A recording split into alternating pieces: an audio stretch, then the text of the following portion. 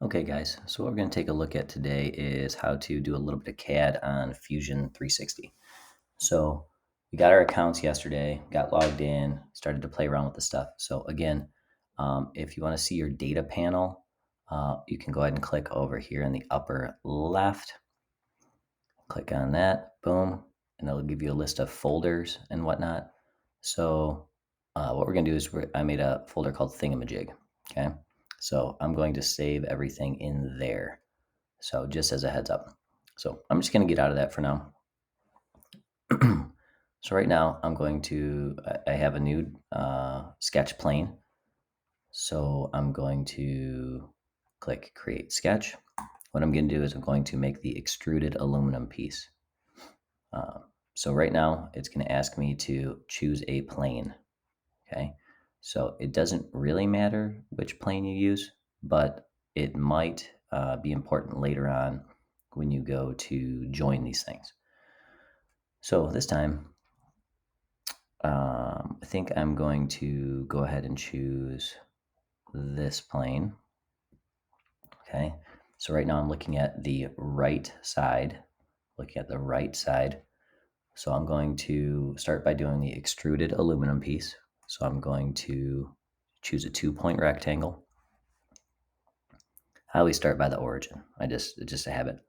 So I'm just going to click here, boom, start to drag it. Okay. And so we said that aluminum was a 2x1 piece. Now also notice that it's in inches. That's important, right? Right now it's highlighted. One of the dimensions is highlighted as 1.5 inches. I'm just going to type in 1.0,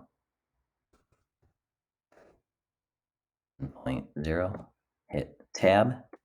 Now when I tab it over, the other one is highlighted. So I'm going to type in 2.0, hit enter. So right now I've got a rectangle. Okay. So that's part of it. Next thing I'm going to do is I need to make sure that I show that there is like the thickness of the material. So I'm just going to choose another 2-point rectangle. And I'm going to zoom in a little bit using the wheel on the mouse.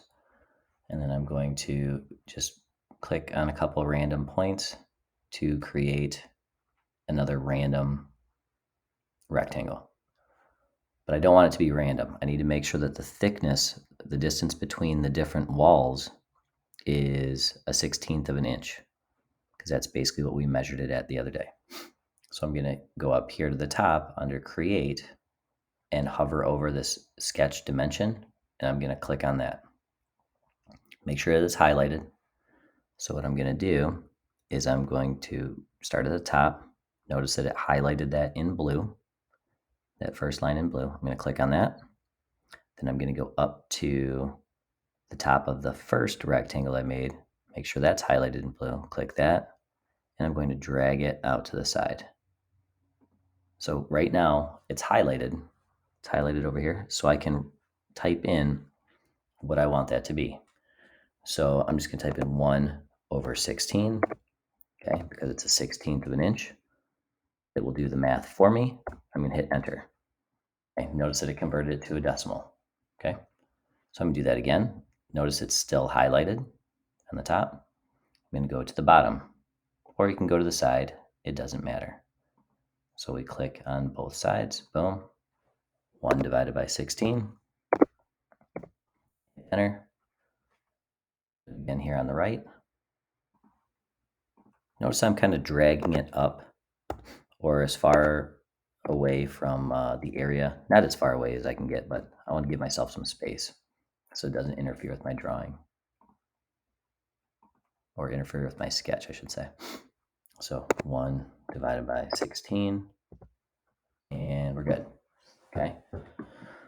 So right now I've got all the things dimensioned. Looks pretty good. I'm going to click finish sketch. Okay. And it kind of gives me this. Well, right now I want to add some depth. So I'm going to go over here up top. And again, we're doing solid modeling. So I'm going to go extrude. And I need to highlight what it is that I want to extrude. So I'm going to click on an area that's in, and I'm going to zoom in just so you can see. I'm going to click on an area that's in between the two rectangles that I made. So I just click here, boom, okay. So then it highlights the entire area. Notice on this right side, it wants to know what type of operation you want. And so it tells you extension type, distance.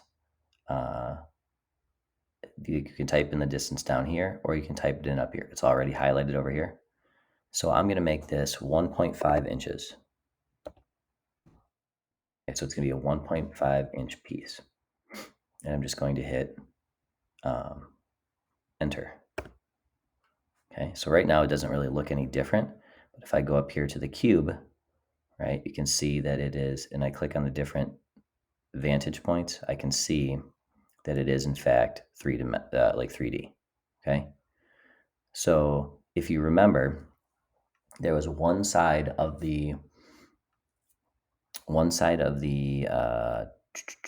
extruded aluminum had a slice in it. Okay, so I'm going to add that next. So I'm going to kind of move my cube over this way. So I'm going to be looking at what's called the back side. The back side, right? Notice, and I can tell it's the back because the cube says back. And so I'm going to make another sketch. So I go over here, click on the create sketch.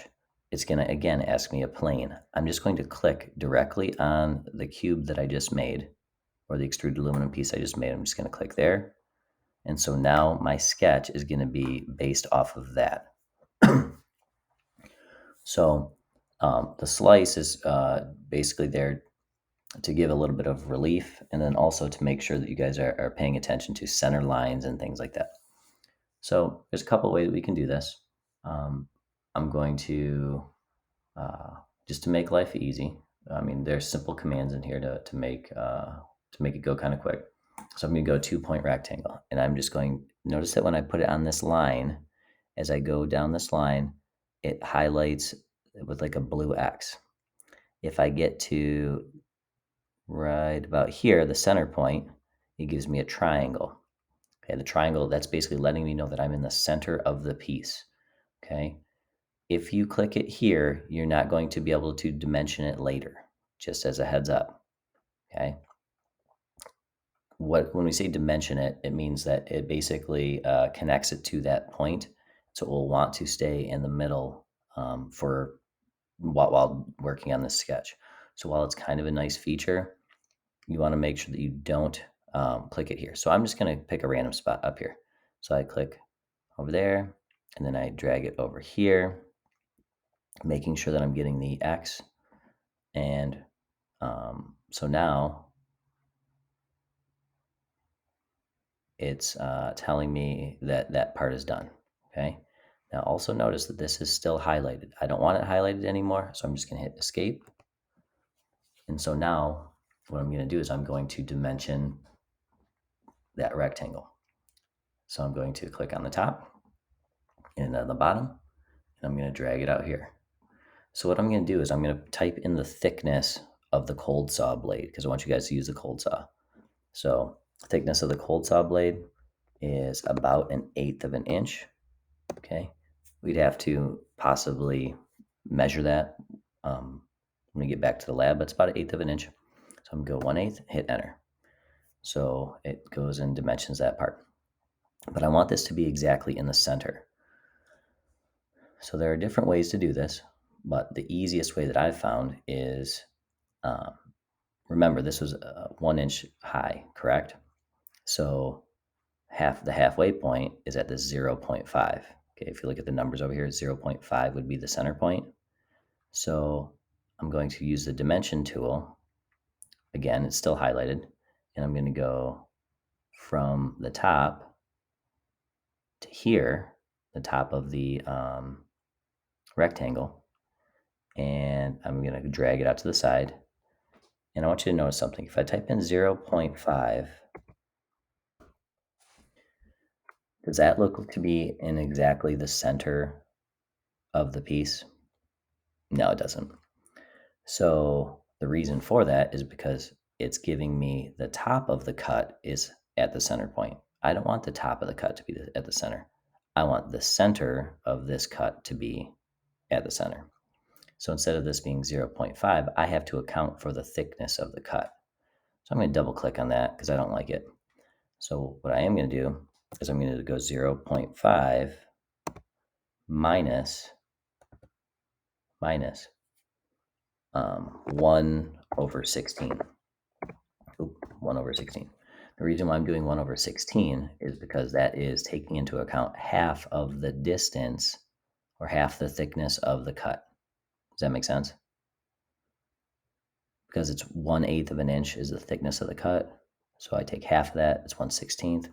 I don't even feel like doing the math. So I just hit enter and it does it for me. Okay, that's what's kind of nice about CAD. So now this, you can tell that that's right in the center. I'm going to click finish sketch. All right, it brings it out here. But if I look back at my 3-dimensional object and I kind of move through that, notice that it did not cut through because I forgot to do something. What did I forget to do? Forgot to extrude it. So I'm going to click extrude. I have to actually select what I want it to cut or what I want it to do. So I'm going to go right here because that's the part that I want to cut. And so it tells me a distance here. And then notice here it's saying operation new body.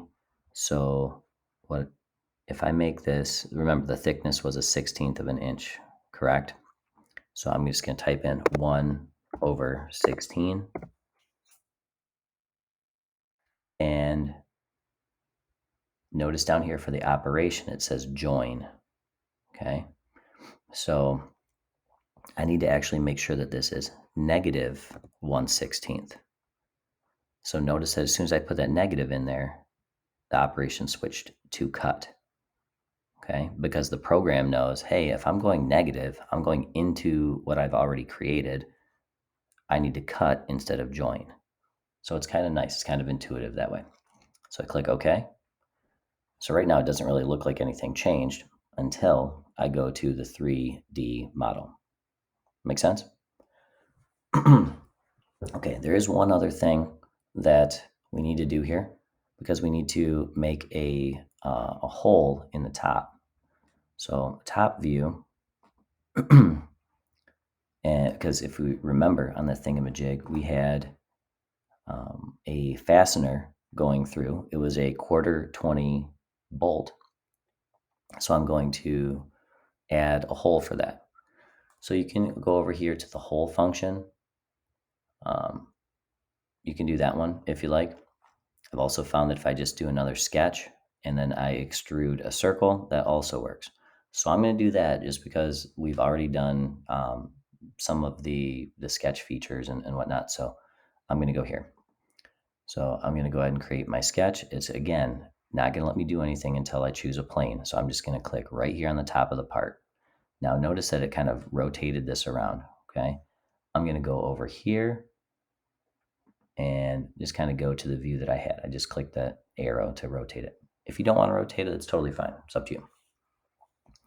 So what I'm going to do is I'm going to make a center diameter circle, and I want it to be in the center of the object. Now, what's kind of nice is if I go over here, if I see that little triangle at the top, I can use that, right? So I know that that's at the top there, that line, and go down here to the bottom.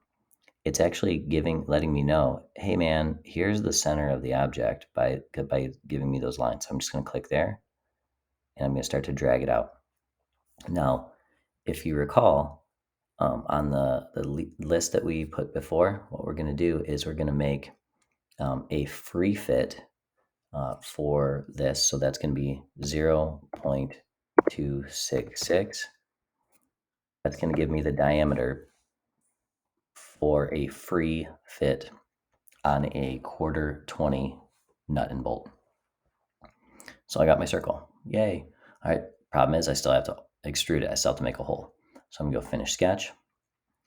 And I'm going to click extrude. And I'm going to highlight it. Boom. And remember the thickness of this part was 1 inch. So So the distance is 1 inch.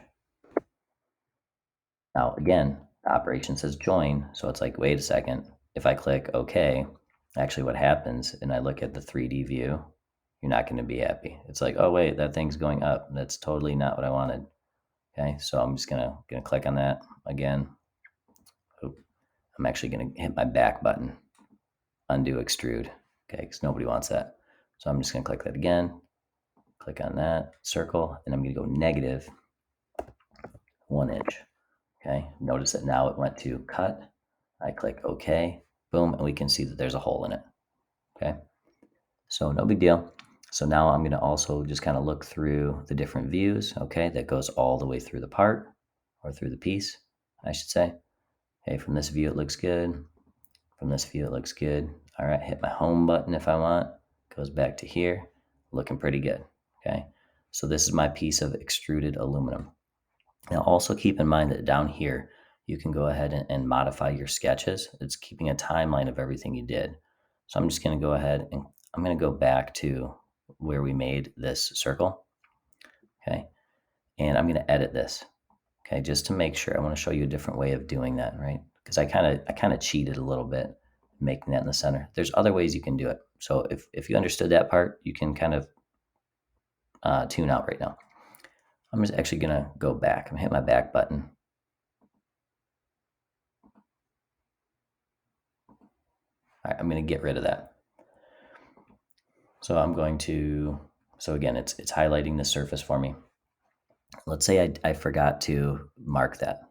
Okay, no big deal. So I'm gonna do my circle just like I was. Let's say I'm not paying any attention to where I'm putting the circle.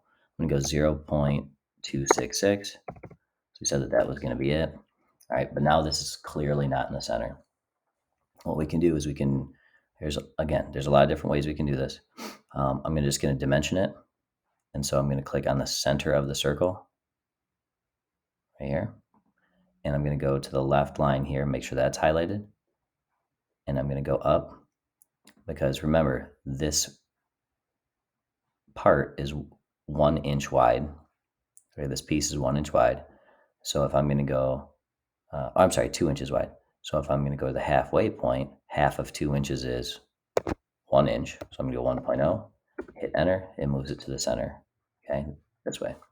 I'm also going to dimension it off the bottom. So I go to the center of the circle here, boom, and I go here, boom, and I drag it out. Now remember, this length was 1.5 inches. Okay, see that down here, 1.5 inches. So 1.5 divided by 2 is going to be 0.75. Hit enter, and it does it that way. There's also other ways that you can do it where you can constrain it to be at a midpoint and stuff like that. Like there's a lot of ways to do it. Well, that's just one of them. So finish sketch, extrude, click on it. Distance, I'm going to make negative 1.0. It changed it to a cut function or cut operation. I click OK, and just like that, it still looks the same. So what's kind of nice is that all this stuff kind of operates similarly, or there's different ways to get to the same answer. Okay, so I'm going to click save, and I'm going to title this as Trombley underscore XTAL, because it's extruded aluminum. And I'm going to call this final. Okay, and that's in my Thingamajig folder that I made. I don't know if you noticed that, but you want to make a folder for your Thingamajig project. We'll go back and show you how to do that later.